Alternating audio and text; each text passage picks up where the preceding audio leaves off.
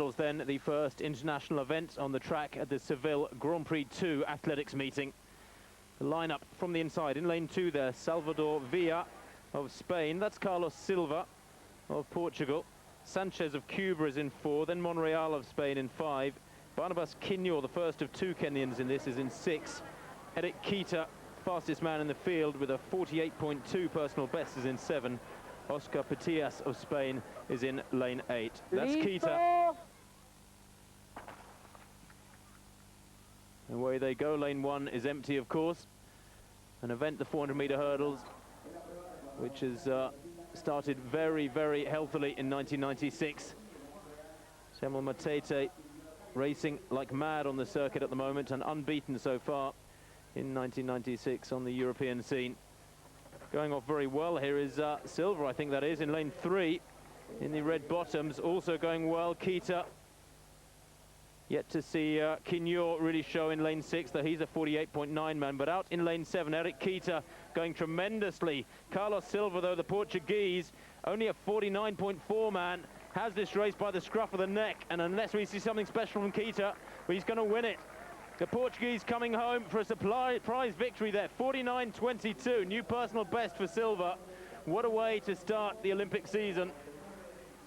European junior champion 3 years ago, Silva, so known to be a big talent, but it's taken him those 3 years to really develop into a world-class hurdler. And I think once you're in low 49-second territory, then you can consider yourself that quite justifiably. Good flat runner too. Just missed out on the medals last year at the World Indoor Championships in Barcelona over 400 meters. But 49.22 will elevate Silva, young Silva I should say, still only 22 years old, right up there into the top dozen or so men for 1996. Well, you're looking here at Eric Kita of Kenya, who is out there in lane 7. But Silva, who started in lane 3, really did go off very, very fast indeed. You can see how quickly he makes up the stagger. In fact, he almost gets to the man outside him before they've hit the first hurdle, goes past him. That's Sanchez of Cuba. And he made up some incredible ground over those first 4 or 5 flights.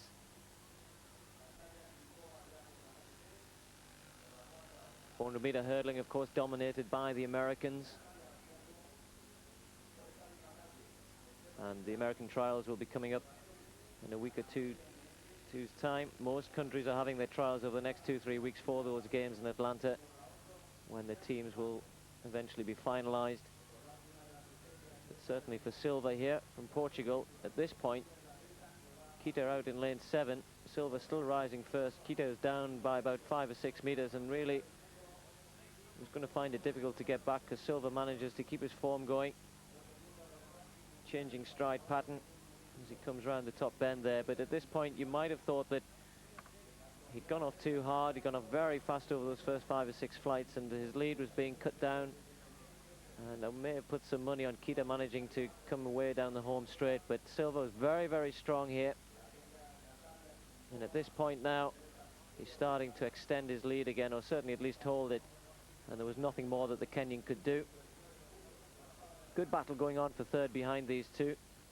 And I think in the end it was the other Kenyan, Quinho, in lane 6, who probably just got third on the line. Silva's reaching for the line at this point. But the victory, a good one, a personal best, good run from him. And as Tim said, elevating himself into, certainly into the top 15 this year. Just to put things in perspective, Steve, young Silva here was only a semi-finalist, went out in his heat last year at the World Championships, whereas Kita was a semi-finalist at the last Olympic Games, and has been running strongly and consistently over the last 3 years. Silva can look forward to at least that sort of position at the Olympics.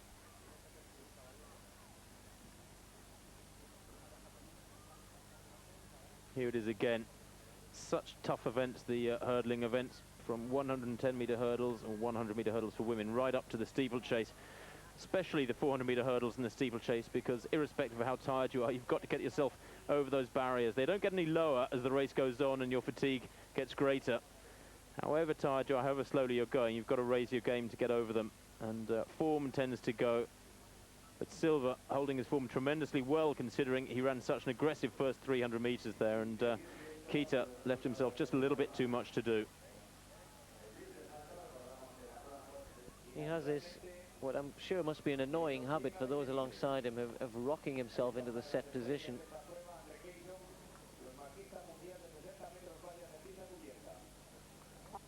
So Tufur now with one false start against him, as has Guillermin.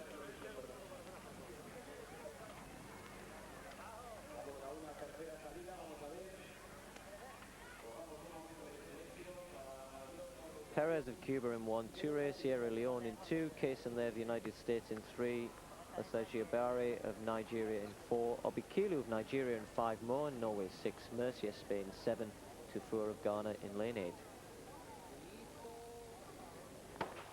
They get away this time, finally in the middle. Kaysen going well. He is a very, very fast starter indeed, and Kaysen still leading them out. Asajiabare of Nigeria with him, Obikwelu coming through as well, but Kaysen wins that one.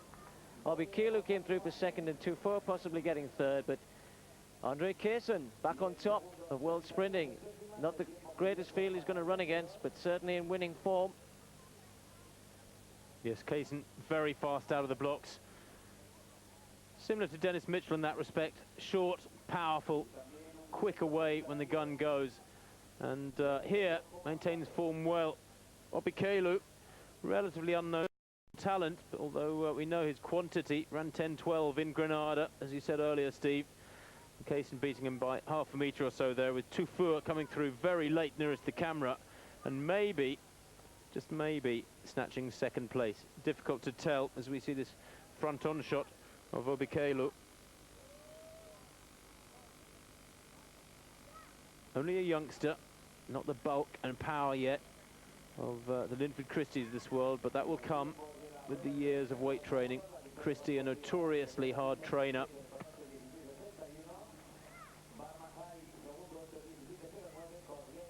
So Andre Kaysen, just one of that horde of top American sprinters, will be challenging for those sought-after Olympic spots in the American squad.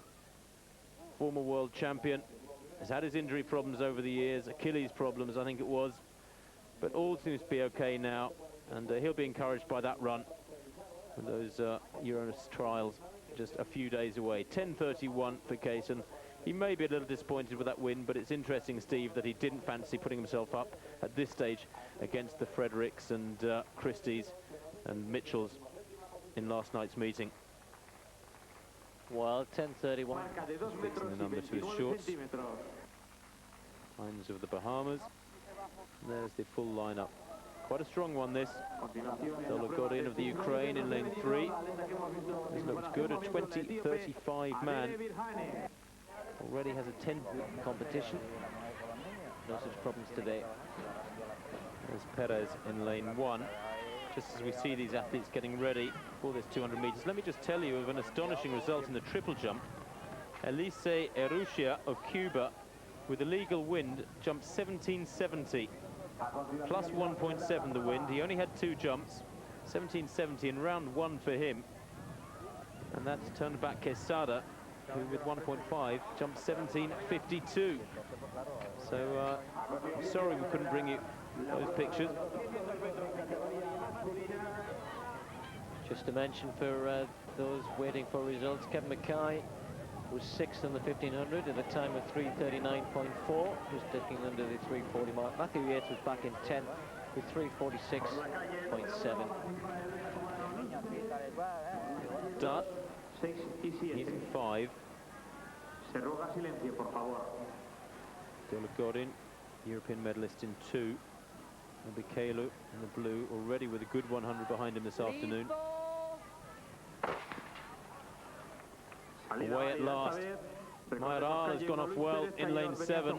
Certainly Tynes appears to be working with a handicap out in lane 8. Dologodin leads at the moment, though he's run a strong bend, the Ukrainian. Comes into the straight. Now Obikwelu tries to come back at him. He's eating into that lead. Can Dologodin hang on? No, look at that. He does too.